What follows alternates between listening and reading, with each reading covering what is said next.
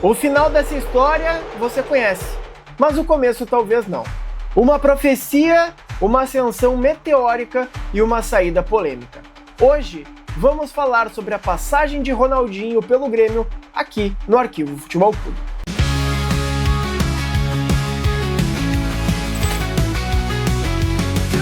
Bom, para falar de Ronaldo de Assis Moreira, primeiro precisamos falar sobre a sua família. Seu irmão, Roberto de Assis Moreira, mais conhecido como Assis, ele conquistaria pelo Grêmio 3 campeonatos gaúchos, uma Supercopa do Brasil e uma Copa do Brasil. Ele foi um bom jogador pelo Grêmio, mas mesmo com os holofotes, ele dizia em entrevista que o verdadeiro craque da família era o seu irmão, Ronaldo, de apenas 7 anos. Quem também fez essa mesma profecia foi seu pai, João, que era um grande incentivador da carreira de futebolística de seus filhos. Inclusive, quando elogiavam o Assis, ele dizia que o melhor ainda estava por vir. João acabou falecendo no ano de 1989, quando Ronaldinho tinha apenas 8 anos. Isso foi um baque para sua família, porém a sua mãe, a dona Miguelina, disse que isso acabou unindo a família. E justamente o irmão de Ronaldinho, o Assis, acabou se tornando uma figura paterna em sua vida, algo que a gente viu durante toda a sua carreira e até os dias de hoje. Anos mais tarde, o garoto chamava a atenção mesmo jogando pelas categorias de base do Grêmio. Não era comum os jogadores do time principal irem até o gramado suplementar para ver o time da base treinando só para ver Ronaldinho, que até então era apenas Ronaldo. O seu primeiro destaque veio no ano de 1997, na conquista da seleção brasileira da Copa do Mundo Sub-20 daquele ano, onde o Brasil venceu Gana por 2-1 e dos pés de Ronaldinho começou a jogada dos 2 gols da Amarelinha. A expectativa em cima do garoto era gigantesca, e já na temporada de 1998, ele chamava a atenção na pré-temporada do Grêmio na Serra Gaúcha. E a sua estreia veio logo em seguida, na Libertadores daquele mesmo ano, em um jogo contra o Vasco, no Estádio Olímpico. Aos 17 anos, ele começou a jogada do gol da vitória do Grêmio diante do Vasco da Gama, cobrando escanteio para Guilherme de cabeça decretar a vitória. O primeiro gol dele veio logo em seguida, e também pela Libertadores, numa pancada de fora da área num jogo contra o Chivas Guadalajara. Naquela temporada, Ronaldinho também foi alvo de uma polêmica no elenco gremista.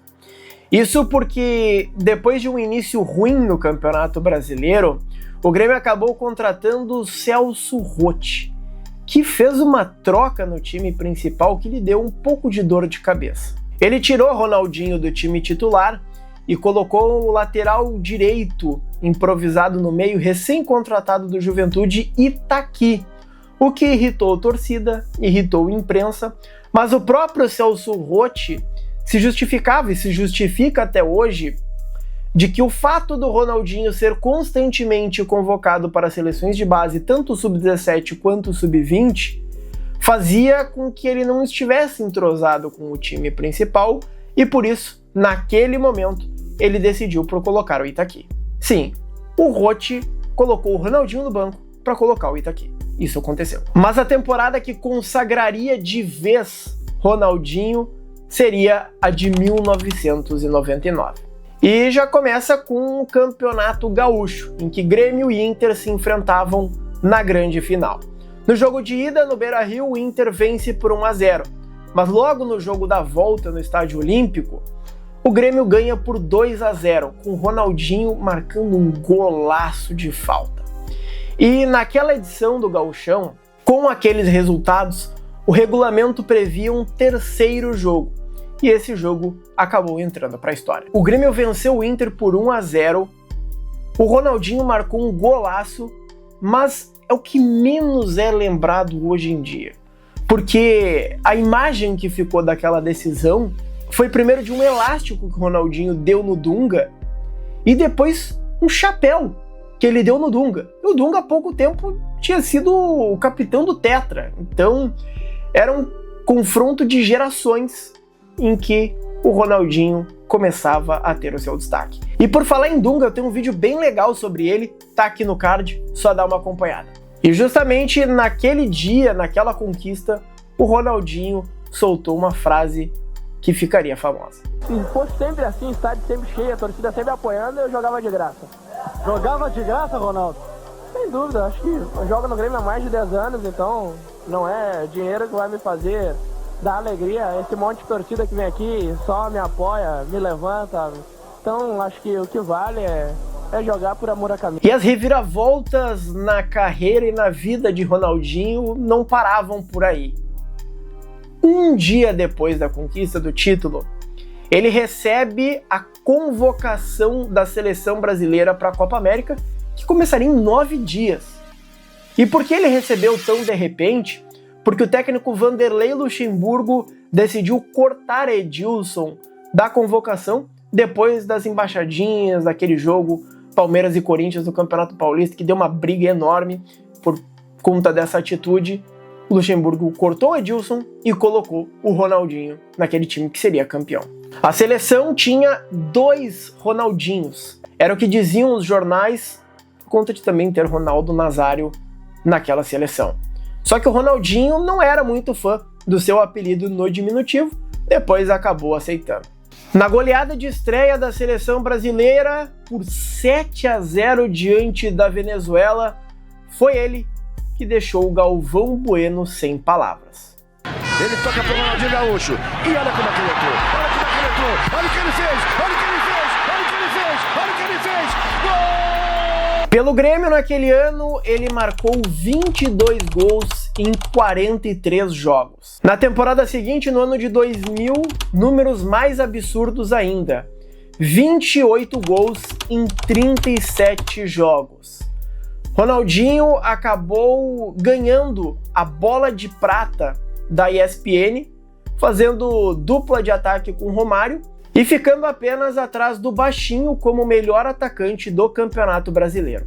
É claro que com esses números e com essas atuações, o assédio do futebol europeu em cima de Ronaldinho seria grande. E os jornais divulgavam propostas como uma de 62 milhões de dólares do PSG e outra de 80 milhões de dólares do Leeds United da Inglaterra. E o que o presidente do Grêmio, José Alberto Guerreiro, fez?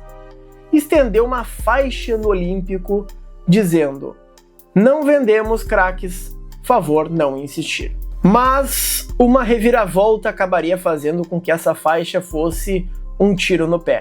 A Lei Pelé em 2001 estava mudando a relação entre clube e jogador. Antes, o clube ficava com o passe do jogador mesmo após o término do contrato. Depois dessa alteração na Lei Pelé, o jogador ficaria livre no mercado após o seu vínculo com o clube terminar. E o Grêmio acompanhava a política nacional nos bastidores, mas acabou levando a pior. E por conta disso, Ronaldinho acabava saindo de graça para o PSG. Anos mais tarde, o Grêmio até conseguiu uma indenização na justiça em um acordo com o PSG, mas o valor foi muito menor do que o esperado. Em seu último jogo com a camisa do Grêmio no Estádio Olímpico, ele foi vaiado o tempo inteiro, ele foi chamado de mercenário e ele foi chamado de traidor, mesmo o Grêmio vencendo aquela partida. Se eu tivesse no lugar do torcedor, lógico que eu também não gostaria da saída do jogador importante. Ronaldinho saía pela porta dos fundos. Ele teve a sua chance de se redimir anos depois, mas acabou piorando tudo. Aquela história linda terminava com um final decepcionante para todos que se empolgaram com os primeiros dribles daquele garoto que vestia a camisa do Grêmio.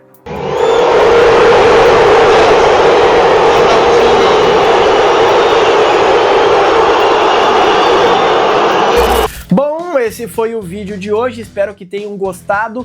Se gostou, não esquece de deixar o like, se inscrever no canal, ativar o sininho das notificações. Também peço para seguir a gente nas nossas redes sociais Lembrando que toda a estrutura usada nesse vídeo é da Artemis Produtora. Se tu precisa de algum serviço de foto, vídeo, drone ou transmissão ao vivo, pode entrar em contato. Um abraço, até a próxima e tchau!